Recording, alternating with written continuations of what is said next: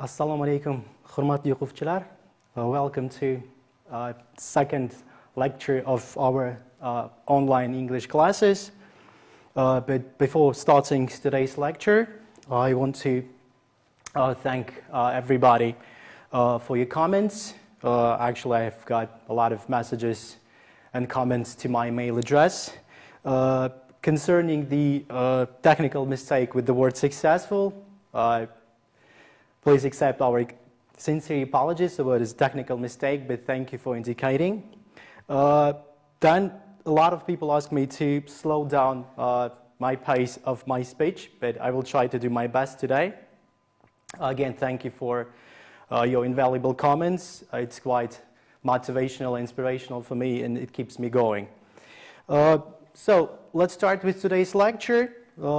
Again, for those who don't know me or who actually don't remember, my name is Vladimir Babayev, and we will start today the second lecture of our online English classes, jointly organized by International House Toshkent and UZREPORT TV channel. Okay, I think today's topic is quite interesting. It's the ethical values. If you're ready, so let's get started. Again, I strongly recommend you to take some notes. Okay, let's get started. What is ethical values? So ethical values are values that people use to determine what is right and what is wrong, usually in different and random situations. It's quite an interesting topic because when you're talking about the ethics, it's something about conscience. The best example can be it's like an angel sitting on your shoulder and telling you, or your inner voice, and tells you that this is wrong thing to do, or you should do this thing. I should mention that different people have different ethical values. Okay, let's move forward. Again, this is the definition. You can save it, you can write it. Okay, let's talk about the ethics in marketing. Again, ethics is actually everywhere in our day-to-day life, in the business, in the marketing. So when you're defining the marketing ethics addresses principles and standards that define acceptable conduct in the marketplace. And when we're talking about unethical activities, they are usually arises because of the pressure to meet performance objectives. When you're talking about the obvious ethical issues in the marketing, it usually involves attempt to deceive or to take advantage of a situation. Okay, let's start with the ethics in products and the package strategy. Let's start with the larger packages. So usually when you are coming to the supermarket and you see larger packages, the thing is that why they are doing that, it's because of it makes this kind of product noticeable on the shelf. I think the best example is with chips. When you're buying chips, and usually big, the size of the package is quite big. You're opening it up, and you can see that the content is not adequate. This is the best example. All these size packages make price comparison difficult. Yeah, that's the thing. When you see the large package, automatically, unconsciously, you think that the price is incredible, but in reality, it's not like that. About actual versus apparent size. Again, this is about the size of the package. Apparent size, it means that it seems to you that it's big. Okay, let's move forward. About the product strategy and about misleading or inadequate information. Despite the ethical values we are aware of, the thing is that we have some companies that still using misleading and inadequate information. I think the best example is can be with the pharmaceutical companies when they are offering you new type of medicine, and they are promising that you will recover like in 3 days or in 5 days. The best example can be pills for special diets. They are promising to obese people who are actually suffering of obesity that if they are consuming this type of product, they will lose weight, but in reality it doesn't happen, but they still are hoping for the miracle. About the unfriendly packaging, environmentally unfriendly packaging. It's a common problem, especially when we are talking about the plastic bags. Thanks God that the use of plastic bags is decreasing right now. This is a good thing. About the product testing on animals, you know, the thing is that it's quite controversial topic. Again, on the testing on animals, I think example can be given as pharmaceutical companies as well, because or makeup industry, for instance, because they are testing their products on animals before launching the product. Again, there are a lot of controversial issues, controversial topics about the testing on animals. On one hand, we should protect animals. We should not test on them, but again, when you're talking about the pharmaceutical company, about the testing medicine, I think this is the necessary evil. About marketing socially controversial products, the best example can be provided, let's say, tobacco industry or companies who are involved in selling alcohol. The thing is that it is socially controversial product. Again, a lot of issues and topics arises because of the tobacco and alcohol, especially advertising the alcohol and the tobacco. But again, according to the legislation, it's prohibited right now. But you know, interesting thing is that when you are watching advertisements concerning the energetic drinks, for instance, I mean, this is not prohibited, advertising of energetic drinks, but still, you don't know actually what is in energetic drinks. Right now, we have a lot of advertisements in beers when they're indicating that the content of alcohol is 0. I think this is very difficult to imagine that beer is actually without alcohol. I think this is impossible. It's just marketing strategy. About marketing and safe products, yeah, we have some unsafe products in the market. I think the best example can be fireworks. I mean, it's very, very dangerous for your health because, I mean, it's very nice and it's very beautiful, especially when you have a high fireworks in national holidays or New Year and Christmas. But again, this is quite unsafe. Okay, about the promotion and ethics in promotion. I think that honesty is the best policy, not just in the business, but in day-to-day life. And when you're talking about the advertising, truth in advertising, this is an essential thing, especially, again, in the promotion. About marketing to children, when you're talking about the marketing to children and advertising to children, again, this type of advertisements and marketing should be under increased scrutiny. I will give you an example where countries where advertisement to children is prohibited: Norway and Sweden. These two countries, I think, best illustrated how marketing to children is under increased scrutiny. Actually, it's prohibited in there. Marketing beer to college students.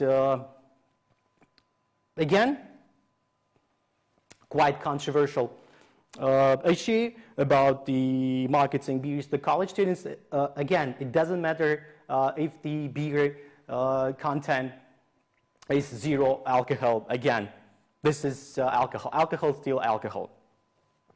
I think this is very difficult to imagine vodka, for instance, without the alcohol. I think this is impossible. But we have there are a number of companies who are promoting, let's say, beer to college students or tobacco, cigarettes. And how they're promoting? Usually they are distributing T-shirts, they're distributing pens with the logo of the beer and of the cigarettes. I mean, students, they are unconsciously, maybe not drinking, maybe they don't like cigarettes, maybe they don't like alcohol, but still unconsciously, involuntarily, they are advertising their products by wearing hats with the logo, by wearing T-shirts with the logos. Again, marketing to children should be under scrutiny.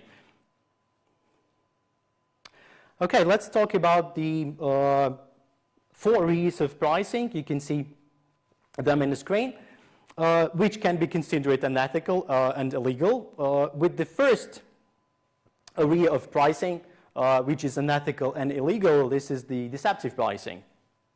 So what is happening when we are talking about deceptive pricing? Usually in deceptive pricing, salespersons try to lure customers into his store. After that, he tries to influence you to buy a most expensive item. Okay, let's move to the second area. Is unfair pricing. It happens, I think, quite often in the market.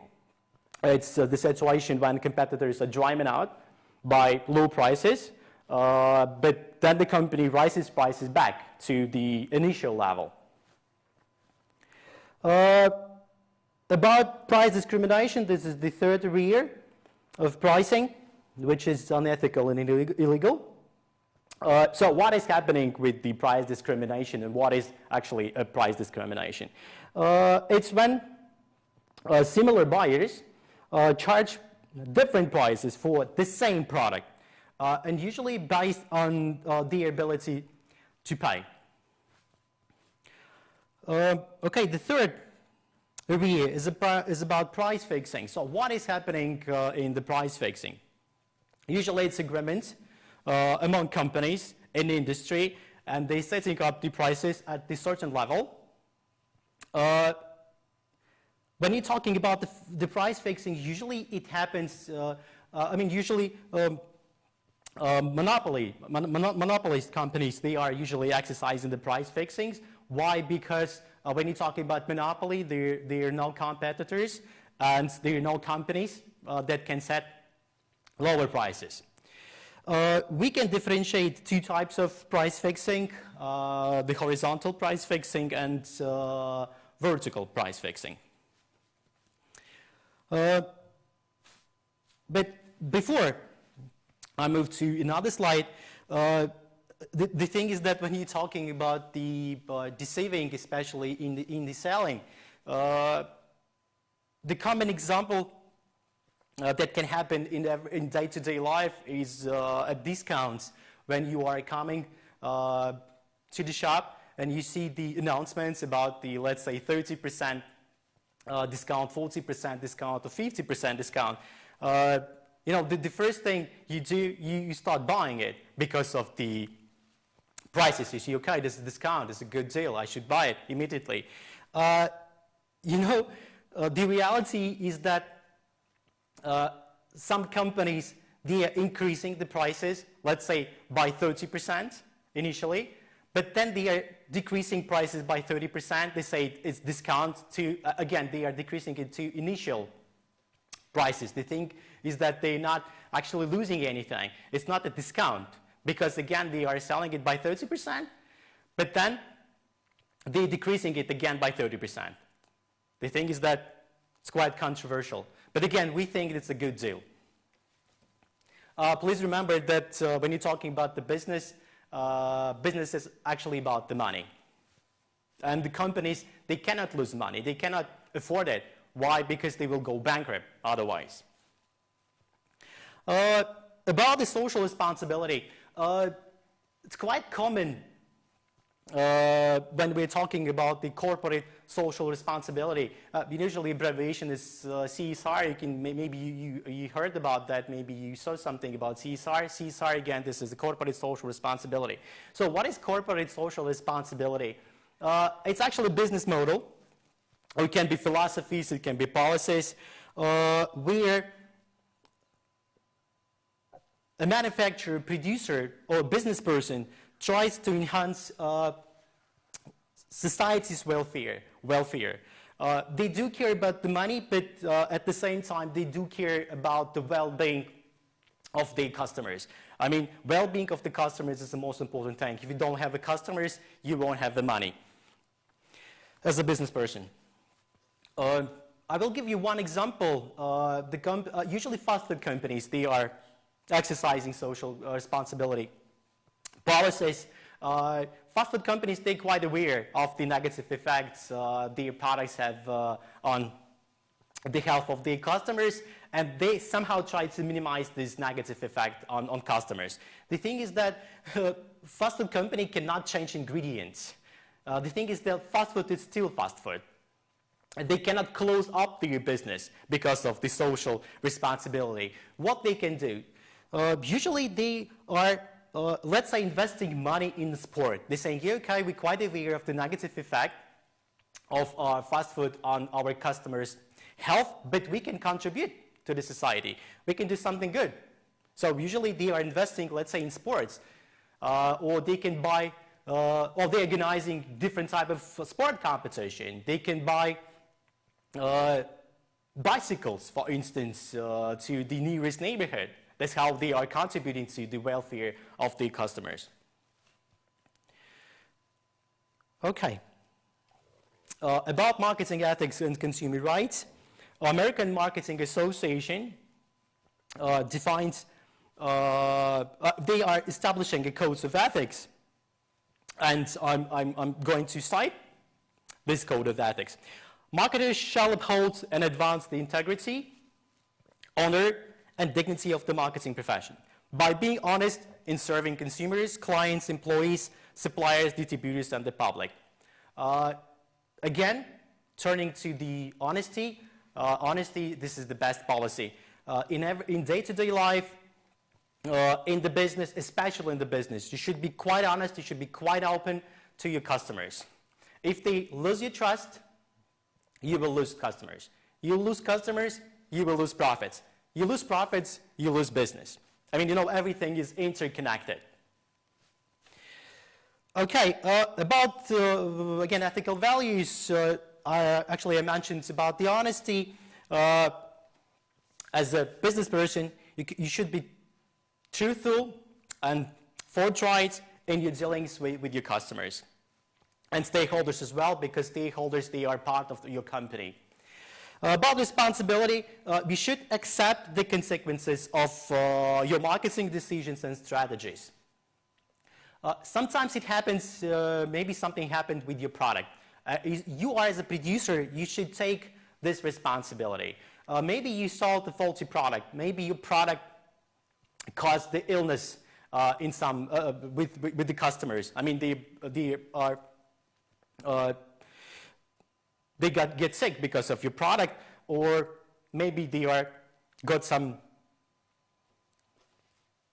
let's say a negative effect from your product. The thing is that you should accept this. First of all, you should apologize. The thing is that it's very difficult for us to say sometimes sorry. I think you should say sorry, even if you're not right. In a situation where you're not right, you should do that. I think a simple word sorry or apology can save you a day, especially again when your product directly involved health issues. You should accept it. About the fairness, as a business person, you should try to balance the needs of the buyer with the interest of the seller. Justly, this is very important, and respect. So we should actually respect the basic human dignity of all stakeholders. What's the nature of the marketing ethics? When you're talking about the ethical versus legal, the principal difference between ethics and the law, the thing is that law is actually law enforcement. It's punishable. When you're talking about the ethics, it's more like about ethics. Again, they're not punishable. It's not the law enforcement again. When you're talking about the ethics, it's more about the conscience. When you're talking about the legal, it's about the law. It's law enforcement, and again, if you're violating the law, you get punished. Let's talk about the Consumer Bill of Rights. I think it's quite an interesting topic. When you're talking about the Consumer Bill of Rights in 1962, so what is this Consumer Bill of Rights? Usually, this is the law that codified the ethics of exchange between buyers and sellers. It includes the buyer's rights. In the next slide, we are going to look at the buyer rights.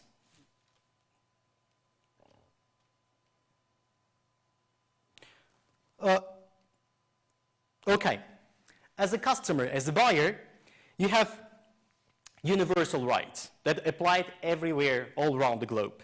So the first right you have is about the safety.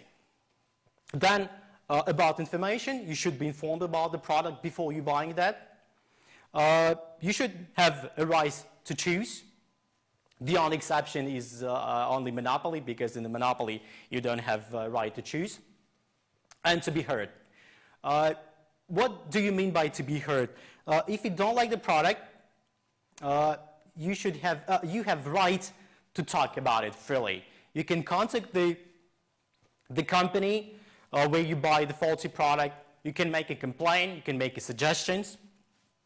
This is universal rights. Don't forget about them. Let's talk about the seller rights. So the seller rights is in production of different products which are not dangerous for the health of their customers. Then setting its own prices, but again on condition that there is no discrimination. Okay, so about the product message. Your product message should not be misleading. You shouldn't promise your customers something that you cannot fulfill. And using buying incentives is a common thing with the companies. It's, I think, more about customer loyalty program. If you have loyal customers, usually you are giving them some kind of bonuses, some kind of discounts. I think this is universal. I think you should know about that. Okay, let's talk about the consumers' rights. Usually we heard about our rights, but we are not applying them in our day-to-day life. I think we should start actually applying our rights. So we mentioned the first universal right is you have a right to choose. Again, if you don't like the product, you have a right not to buy it. It's up to you. Again, you have a lot of options. About the information, you should be informed before, again, buying anything. So with safety, we mentioned, first of all, it should be safe for your health and to be heard. Again, if you have any questions and complaints about the product, usually, I think you should share it with other customers, with the companies. I think as a business person, as a manufacturer, you should remember that according to the statistics, if customer like a product, usually they are sharing their positive experience with 5 people. But you should remember that if a customer doesn't like your product, usually this dissatisfied customer complains to minimum 10 people. You should bear this information or take it into consideration. You have a right to redress. When you're talking about redressing, this is the right for the compensation. If you buy the faulty product, you have a right to give it back. I will tell you one thing, that in Uzbekistan, you have 10 days to give back the product. Maybe you don't like it. Maybe the product is faulty. you have again the rights during 10 days to give it back. In Russian Federation, slightly longer, it's 14 days. But you should remember that there are some products that you cannot give back during this 10-year period. The best example can be medicine. This is actually law, it's a decree. You cannot return the medicine you bought. Toothbrushes and underwear.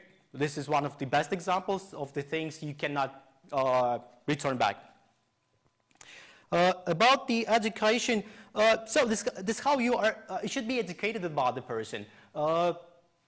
Personally, when I'm buying something, usually especially about the techniques, especially about mobile phones, for instance. When I want to buy a mobile phone, usually I'm getting a lot of information from the internet. I mean, this is quite popular. You can see even in YouTube, this is the videos where customers, they're sharing their own experience with mobile phones, and you can compare it. I think this is a good thing because before buying something, you should get some information about the product. And the best example is the forums. You should actually read the forums where the customers, they're leaving their positive or negative comments. About the participation in the marketplace decision making. I think you can actually participate in the marketplace decision. Companies usually, they're organizing different kind of fairs where they're asking the demands of the customers and what we'd like to change maybe in the products. And universal, right? You have access to basic services. About the business culture in industry practice and business to business. Economic espionage. It's happening quite often. What is economic espionage? It's when you're stealing trade secrets,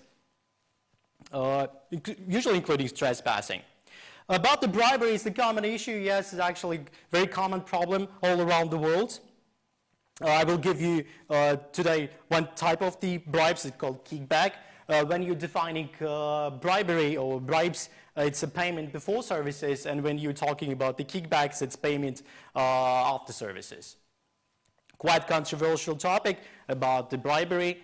The thing is that if you getting a present for someone, it can be considered as a bribery. But if you are displaying this present, openly on your shelf, it's not considered as a bribery. Yeah, quite controversial topic. About codes of ethics and corporate culture. When you talk about the corporate culture, this is like codes of ethical rules of conduct. Usually you can see it in the dress code because different organizations usually have different corporate culture, but usually, when you're talking about the dress code, I think this is quite universal. Okay. About whistleblowers, this is very interesting. Whistleblowers are those employees who are reporting on the illegal actions or unethical actions of their employer. I know it's very, very difficult to be a whistleblower. On one hand, you are telling the truth, but on the other hand, you can lose the job. Okay, when you're talking about the moral philosophy and ethical behavior, so moral idealism and utilitarianism usually happen, you can see it in the philosophy, and people who are studying law, in law institutions, they are studying this moral idealism and utilitarianism. Let's start with the moral idealism. Moral idealism is the right thing to do, no matter what the cost. The best example can be given is when you're telling the truth. According to moral principles, telling truth is a good thing. You shouldn't lie to anybody.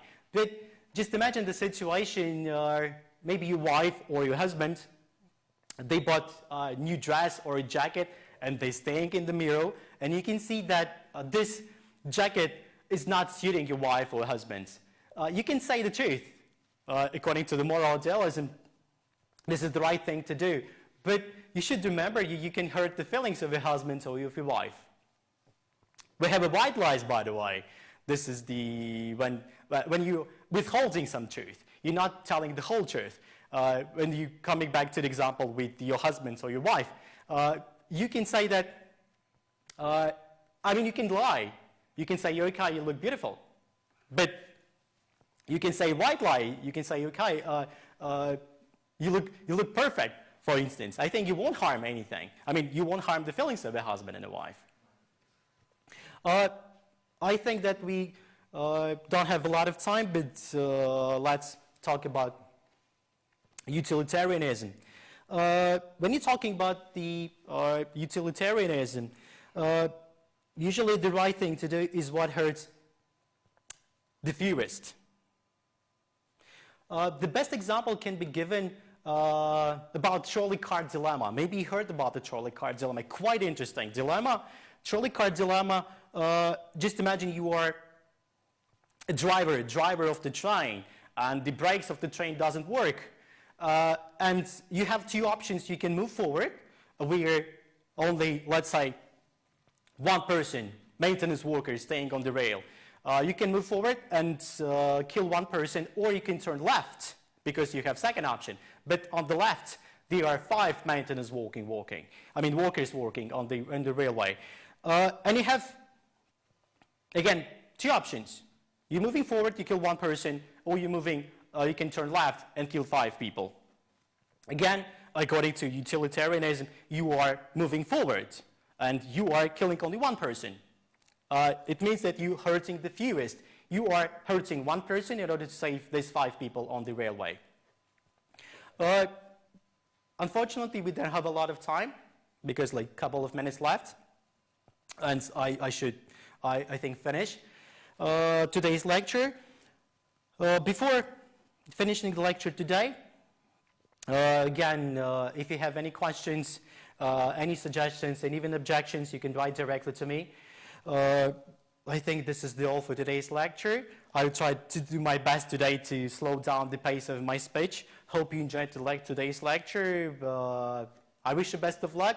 I hope you will stay safe and sound, and see you during our next lecture. Thank you, and God bless you.